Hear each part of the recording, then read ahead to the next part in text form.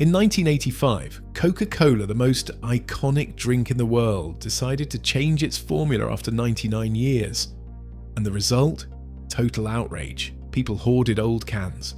Some even called customer service crying. This is the story of how one of Coca-Cola's biggest marketing failures became one of their greatest business lessons. By the early 1980s, Coke was in trouble.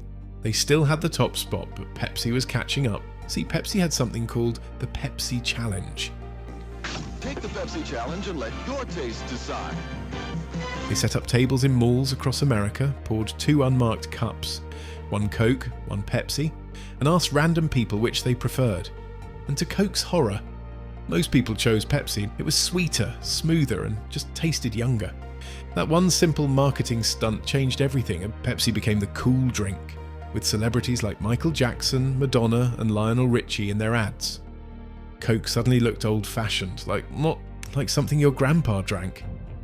Inside the company, panic started to set in, so in response, Coca-Cola executives made one of the boldest moves in corporate history. They said, "Let's change the formula." This wasn't a small tweak, it meant rewriting a recipe that had been untouched since 1886, the one that built a $70 billion brand.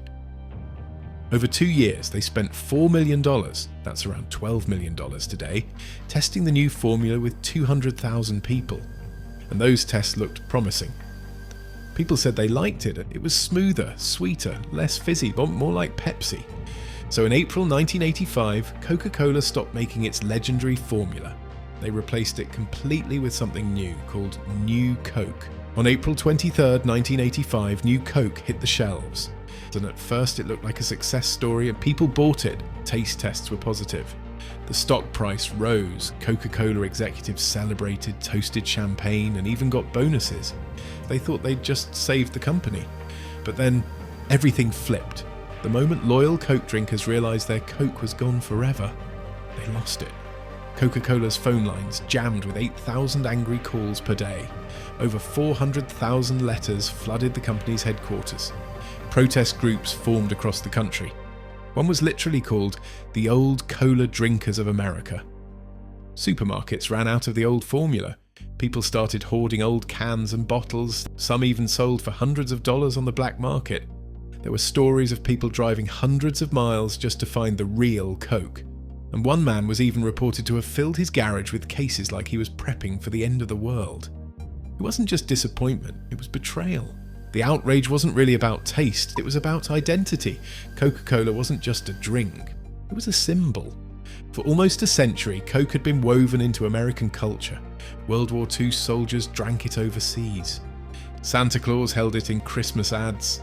Families shared it during Sunday dinners. By changing the formula, Coke didn't just change a product, they broke a psychological bond.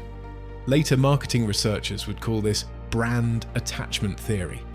It's the idea that people form emotional connections with brands just like they do with people. A brand can become part of your sense of self, and when that identity is taken away, it feels like loss. Coke had failed to realize that while Pepsi was selling flavor, Coke was selling nostalgia. Inside Coca-Cola's Atlanta headquarters, chaos erupted. Sales started slipping again. Executives received hate mail daily. Even the stock price dropped as headlines mocked the decision. One newspaper joked, "Coke commits corporate suicide." The pressure got so bad that Coca-Cola hired psychologists to talk to furious customers and figure out what went wrong emotionally. And the answer was simple. People didn't want new Coke. They wanted their Coke back. After 79 days of outrage, on July 11, 1985, Coca-Cola officially surrendered. They announced the return of the original formula, this time renamed Coca-Cola Classic. People went wild. Within weeks, sales of Coca-Cola Classic skyrocketed, even surpassing Pepsi. It became one of the most successful reintroductions in business history. Ironically, the failure had saved the brand. The event even created a pop culture moment. People still remember where they were when Coca-Cola Classic came back. It turned from a disaster into a national redemption story. I'm not really a conspiracy theory kind of guy, but they say sometimes you need to take something from people and give it back. This is how you make a person feel happy. Just a food for thought. Anyway, here's what business schools still teach about New Coke. Emotional branding is bigger than product features. People don't buy the best tasting product. They buy the product that means something to them. Coke's customers didn't want better taste. They wanted comfort, nostalgia, and belonging. Data can lie without context. 200,000 people said they liked New Coke better, but those were quick taste tests, not emotional decisions. The data failed to measure why people loved Coke in the first place. Change carefully when you're iconic. Innovation is great, but legacy brands must evolve without erasing their roots. Coke could have launched New Coke as a separate product, a Coke 2.0, and avoided backlash. Turn failures into comebacks. Coke didn't hide from their mistake. They listened, admitted they were wrong, and gave people what they wanted. That transparency actually rebuilt trust and made the brand even stronger. Nostalgia is a superpower. Coca-Cola Classic became one of the first examples of a brand using nostalgia strategically. It showed how powerful the past can be in marketing, something we still see today with brands reviving retro packaging or 90s ads. Honestly, nostalgia is a very big topic that I'm going to cover in one of my next videos. How we are being fooled by music labels, big brands, cinema companies, and so on. Let's get back to Coca-Cola.